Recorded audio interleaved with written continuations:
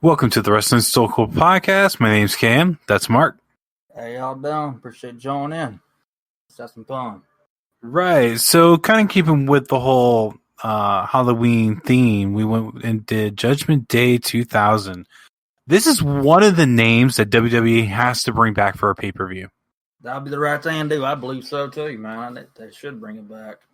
If you were to replace it with any pay-per-view that's like a Hell in the Cell or TLC, which one would you choose? I would say Hell in the Cell, I guess. But something else can take the place of TLC. So I guess Hell in the Cell, I guess. Hell in the Cell. Maybe do Unforgiven for TLC and something for Elimination Chamber. Like, I like the Elimination Chamber match, but there's no reason we have to have a pay-per-view named it. You know what they should do for Chamber? They should replace with what they had a long time ago, the Great American Bash. Great American Bash, yeah. When they changed it to Bash, I couldn't stand that. Yeah, well, the only reason I can think of is if they exit the country to put on the show. Then just don't exit the country. Actually, instead of doing Judgment Day for Hell in the Cell, because Hell in the Cell seems to kind of go in line with Halloween, let's just do Halloween Havoc. NXT can't have it anymore. He'll be WWE's Halloween Havoc. And that way, like, if they want to do a Hell in the Cell match or Elimination Chamber match, it kind of fits in the Halloween Havoc theme. That's fine with me too.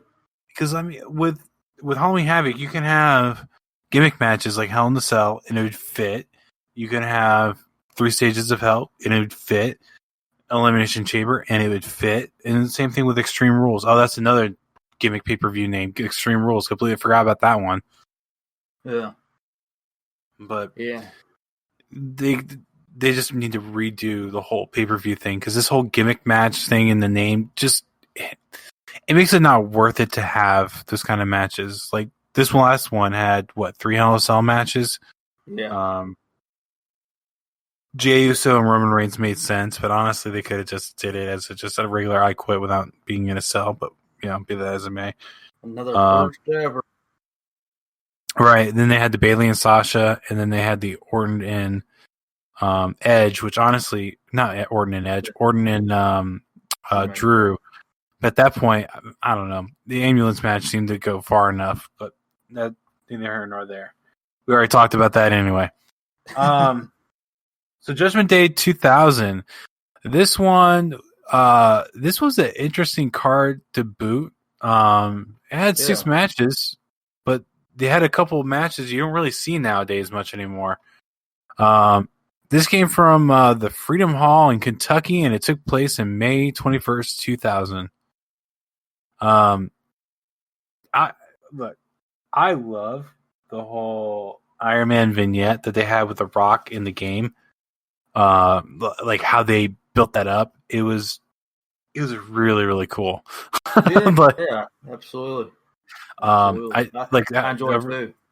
Like the overlays, like, oh, you can't. Are you gonna be able to be the game? Are you gonna be able to be the great one? Like that whole thing, really well done. And honestly, I kind of miss when they did these kind of productions before a pay-per-view. They don't really do that now. They kind of did a little bit in Hell in a Cell, like with the whole Jey Uso thing and Reigns, but this one was way well done. The introductions, like you're talking about, they were better a long time ago.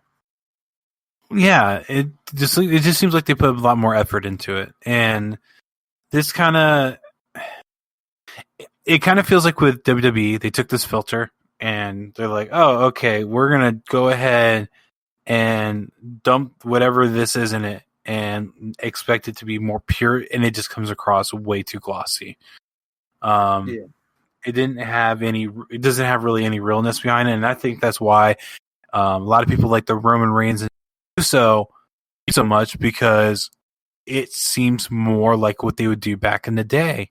It's not as polished as they kind of make it out to be now. Yeah.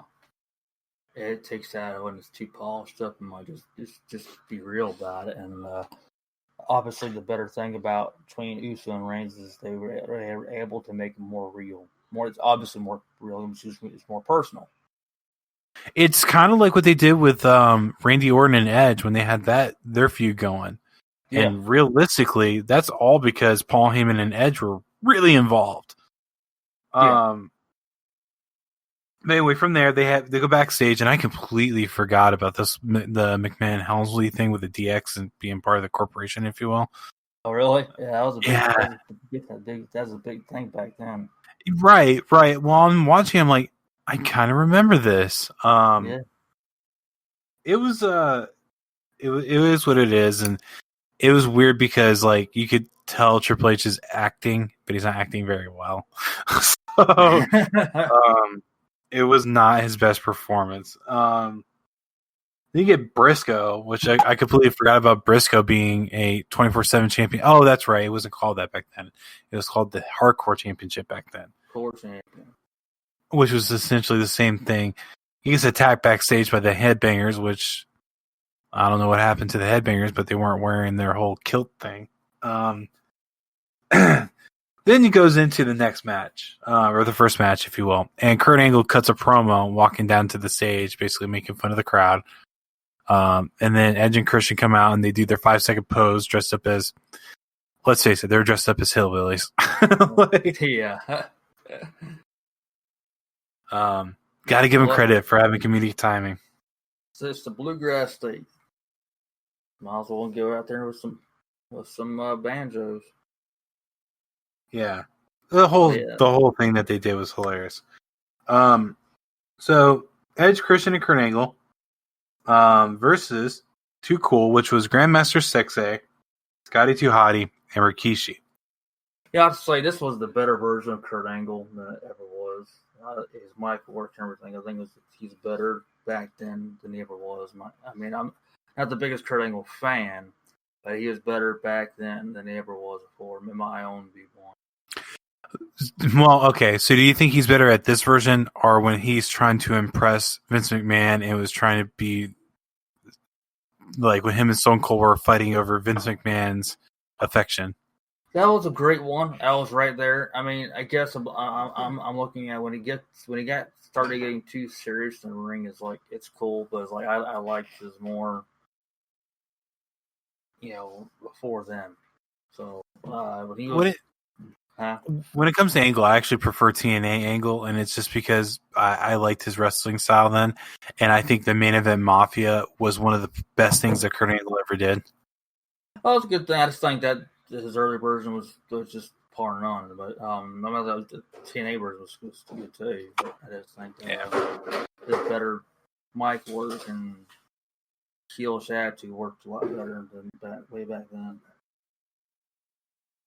Yeah, his comedic timing was really, really good, especially with Edge and Christian, and even with I'm blanking on his name. Stone Cold Steve Austin was really good. Yeah, absolutely. That was a good one too. If I'm not mistaken, too, I think it was just with his little cowboy hat.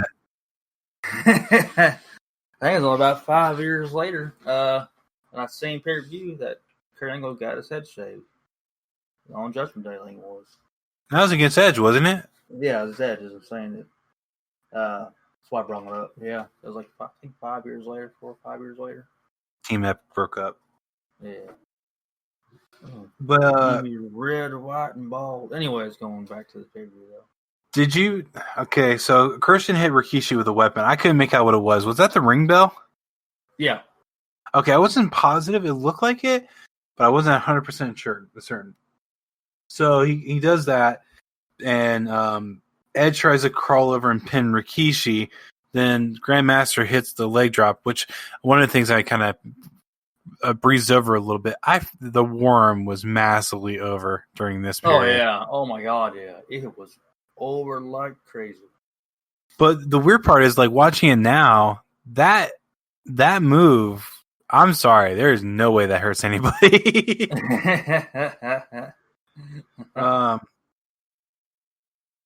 It's kind of funny because, like, watching it, I'm like, man, I used to really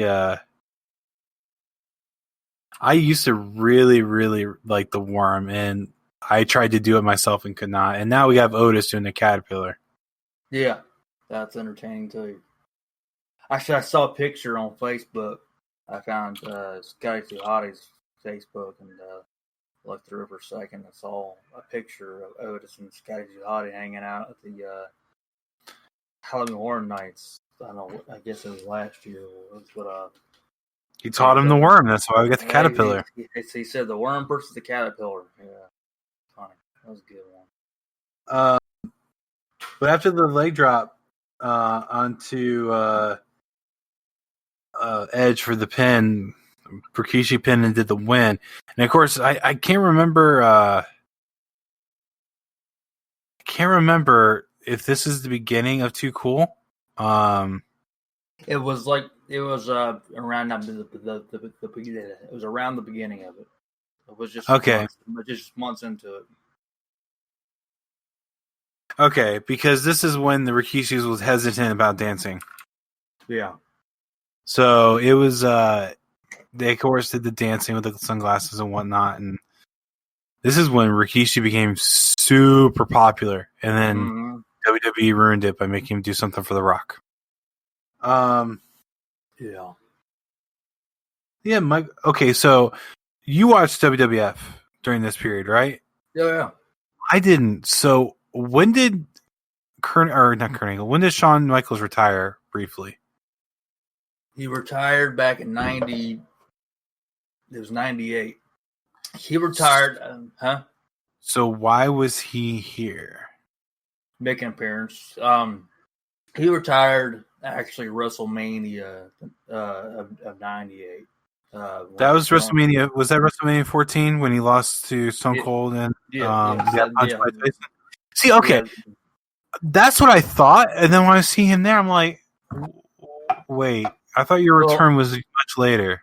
It was a year later, actually, in '99. He did a special guest referee match on SmackDown with The Rock versus Triple H for the title, and he super kicked The Rock as he owned the people's elbow, and so it was interesting. Now another year later, he's a special guest referee, same type, except this is an Iron Man match. It's on Judgment Day, so it was obviously you've seen Rock being hesitant with Shawn Michaels. So at this time period, Michael's just making appearances, and he can still be on camera, but he's not wrestling obviously at the moment because he's still retired and hurting. So, but yeah, he did that referee match for both of them, 99 and 2000. Okay, because when I saw that, I'm like, why is he here? Hey, it threw me well. Back in it was, I think what year? What? No. Holy crap! I'm trying to think here. It was the same. It was 99. Yeah, 99 when Shawn Michaels took over as commissioner. It was early 99. He was the storyline commissioner of WWF back then. Okay. That's how the match got set up between Austin and McMahon in a steel cage match at St. Valentine's Day Massacre. That's where the Big Show debuted at. Okay, that I kind of remember because I've seen clips of that so many times. Yeah, he threw Austin through the cage. And that's how he won the match, and that's why he went on to face The Rock. Okay. Yeah. So that's how the whole Michaels ordeal. It threw me off because I'm watching it, and I'm like, okay, I'm pretty sure you're retired when you have to get stunned by Stone Cold and punched by Mike Tyson, but why are you here? Because you had your big return later. But now that all makes sense. Because what I was going to get to is Michael Cole meets with him backstage about reffing. Yeah. Now, do you know why he retired, though? Back injury, right? From falling on a casket wrong? Yeah. Now, you can kind of tell because if you watch his stuff when he returned, he kind of started, especially after being active for a couple of years, he started walking different. Yeah. That casket spot So